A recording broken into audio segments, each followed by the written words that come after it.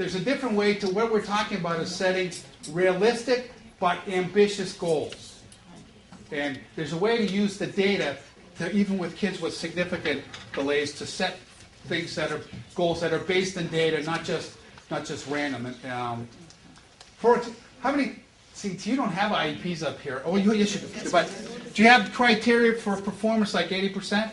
If I had a penny for every criteria that was met for 80%, I would be a wealthy man.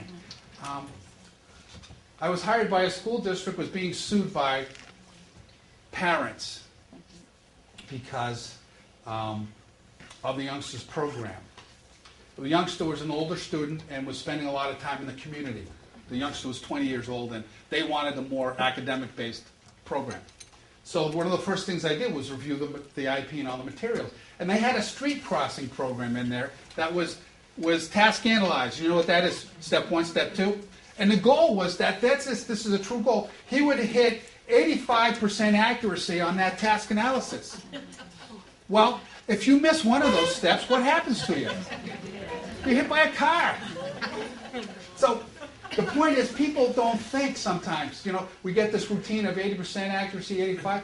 What we're talking about here is using that table for kids with learning disabilities to set realistic yet ambitious goals. It's a different process for kids with learning impairments or significant cognitive challenges, but it's still based on data and an analysis of their own learning rate and say, okay, how can we tweak more by us doing more? So that's what it's all about, is we set these ambitious goals. If the youngster isn't making it, we don't lower the goal or say that youngster's a knucklehead.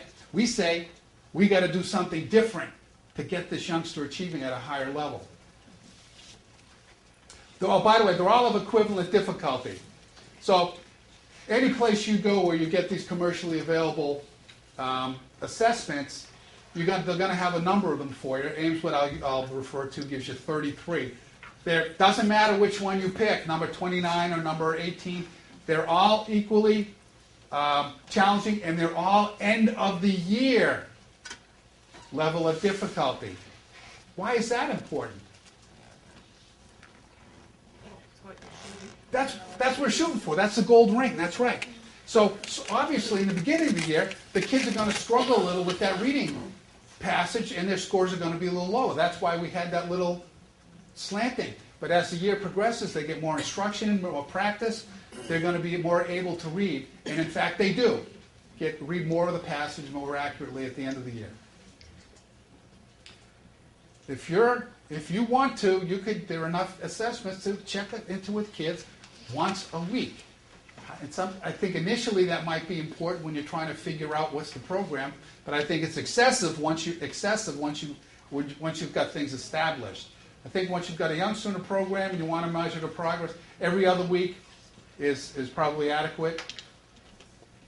And we said here, we showed that already, that they have the capacity for showing that growth trajectory. And so, in the end of the 8th, I already showed you this, but the end of the 8th, 2nd grade, kids can read 80 to 100 words. That's one of the standards in Vermont, but it's also the norm for the Ames Web.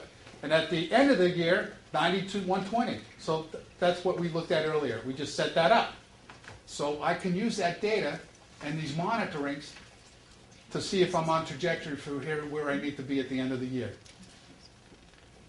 All right, in the classroom, that's not a dance instructor. He's actually a classroom teacher. The classroom teachers are using this information to inform their work with kids, and they're reporting that it's incredibly rewarding to look at a youngster and say, okay, I'm going to do something different with this youngster. I'm going to differentiate my instruction. I'm going to put a little more juice on. I'm going to do whatever it is. And then to see that it's making a difference. Think about that as a classroom teacher. When you're leaving at the end of the day, you know you earned your money and you did a great job.